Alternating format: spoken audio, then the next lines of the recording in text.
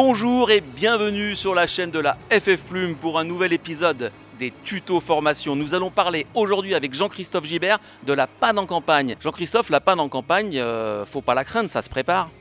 Tout à fait, la panne en campagne, c'est quelque chose qu'il faut savoir anticiper, quelque chose auquel notre instructeur nous a formés, et c'est quelque chose aussi auquel on doit s'entraîner continuellement, et on verra que c'est pas très compliqué à gérer.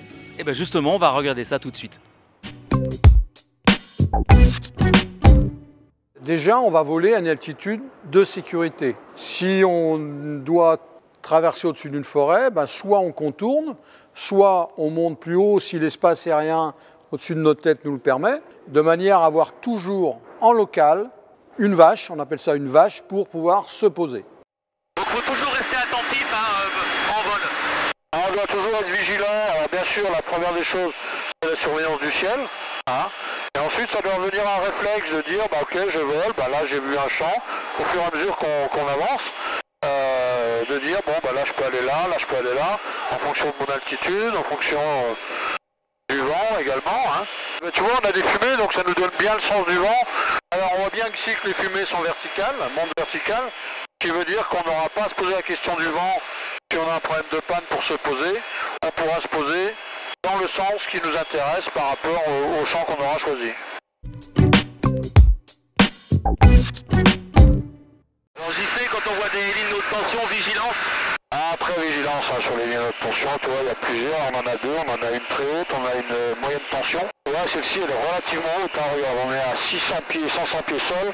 Donc le plus dangereux, je dirais, aujourd'hui, ça reste malgré tout les lignes de haute tension, ou basse tension, les lignes téléphoniques. On sait que si on aborde un champ ou en entrée de champ il y a une route, il faudra être hyper vigilant. La première chose à faire quand ça nous arrive, c'est de ne pas paniquer. On se rappelle ce que notre instructeur nous a appris, d'accord ? Dans un premier temps, aller chercher la vitesse de finesse max. Si on est suffisamment haut, on va regarder si ce n'est pas un problème de réservoir d'essence mal sélectionné. Ça peut arriver sur des machines qui ont des réservoirs gauche-droite. Voilà. Et au pire, si on a suffisamment d'altitude, on pourra remettre en route. Voilà, un coup de pompe électrique, ça peut repartir. Alors, on va simuler une panne. Par exemple, j'ai une perte de puissance, voilà. Ok. La première chose à faire, c'est d'aller chercher la vitesse de finesse max. J'ai bien sûr lancé mon message de panne.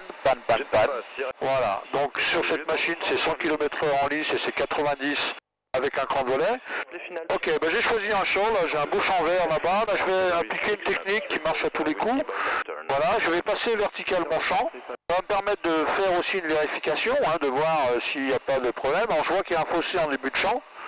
Bon, c'est pas grave, je vais prendre mon point d'aboutissement après le fossé, comme ça je sais que j'effacerai le fossé sans problème.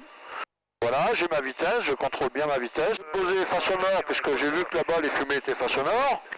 Et quand ma profondeur est passée vertical mon champ, je vais pouvoir me mettre en vente arrière.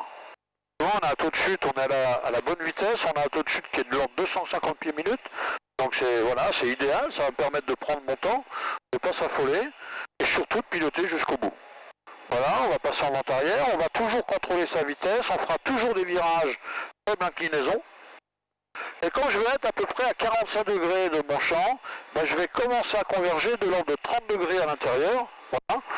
Et là, je vais plus quitter des yeux mon point d'aboutissement. Mes yeux, c'est la vitesse, le point d'aboutissement, la vitesse, le point d'aboutissement.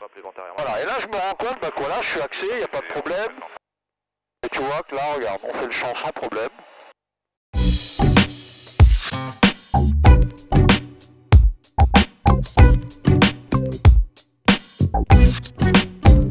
On va utiliser le verre d'eau comme moyen mémotechnique pour gérer notre panne en campagne. Quand je vole, je regarde en permanence d'où vient le vent, ce qui me permettra, en cas de panne, effectivement, de savoir dans quel sens je vais me poser. Alors tu vois, un truc intéressant, là, c'est le tracteur qui est dans le champ, et tu vois que la fumée, elle te donne aussi l'indication du vent. Donc il y a quand même beaucoup de manières d'avoir l'indication du vent. État de surface, je vais plutôt choisir un champ avec des cultures basses ou des chaumes de blé quand la moisson a eu lieu, plutôt qu'un champ avec du maïs à 2,50 m ou des vignes. Tu vois, regarde, là, il y a un champ qui est labouré, imagine si on avait à se poser là-dedans. ce serait quand même un peu compliqué, quoi. Hein. Si on n'avait pas le choix, il faudrait y aller dedans, c'est sûr. Si jamais on a un champ qui est labouré, on n'a pas d'autre choix. Et là, on ne se posera pas de questions, on essaiera de prendre le champ dans la longueur des sillons, hein, de manière à ne pas avoir d'arrêt brutal de la machine. Je pourrais avoir des champs en pente, et là, quel que soit le vent, je prendrai toujours l'option de me poser face à la pente, comme sur une altisurface. Est-ce que le champ que j'ai choisi est suffisamment grand, à la fois en fonction des compétences que je peux avoir et des caractéristiques de la machine? La différence de l'autogire par rapport aux autres classes, 3 axes, pendulaires, on est un peu comme l'hélico, on a une finesse qui est très faible, hein, de l'ordre de 3, 3,5 max. Mais par contre, on a un avantage, c'est qu'on va pouvoir utiliser l'autorotation. En autogire, on a une autorotation permanente. Ce qui va nous permettre, en cas de panne, de pouvoir aller se mettre directement face au champ qu'on a choisi, et puis attendre et de descendre de manière verticale, voilà, avant de revenir récupérer notre vitesse pour pouvoir se poser tranquillement. Ça, c'est le gros danger, parce que si on est haut, les obstacles, on ne les voit pas.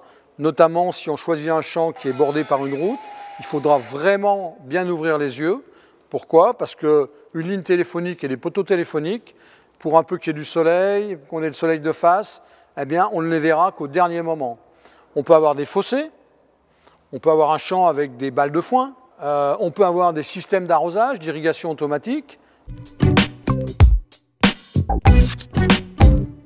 On est en panne. Voilà, donc on a perdu de la puissance, on ne sait pas pourquoi, on regarde, le moteur s'est pas arrêté, il continue à tourner. Donc on va faire notre message panne, bien sûr. Là-bas, tu vois, on voit des fumées, il y a les fumées des éoliennes.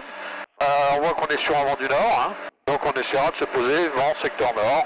Et puis, on a vu qu'en dessous, il y avait un champ qui était tout à fait acceptable. La longueur est bien dans l'axe du vent, il est vert, c'est de la culture basse, c'est dégagé, j'ai pas d'obstacle en entrée. J'ai pris ma vitesse de finesse max, 90 km/h. Là, je vais aller me positionner devant mon champ. Voilà, et je vais gérer mon autorotation. Donc regarde, tu vois, ma vitesse va réduire. Et je vais gérer ma pente comme ça. Voilà. Là, je suis face à mon champ. Quand on estime qu'on est sur la pente, eh ben, on va pouvoir redonner du manche avant légèrement. On va rendre légèrement la main. Et je pourrai me poser sans aucun problème. Je reprends ma vitesse, mes 90 km/h. Et voilà, je peux me poser sans problème. N'oubliez pas une chose, le jour où ça vous arrive, on pilote jusqu'au bout. Et si jamais on voit que ça ne va pas le faire, et on est au-dessus de 500 pieds, et si la machine est équipée, on n'hésite pas, on tire le parachute. Entraînez-vous, entraînez-vous. C'est comme ça qu'un jour ou l'autre, je pense que ça pourra peut-être vous aider, voire vous sauver la vie.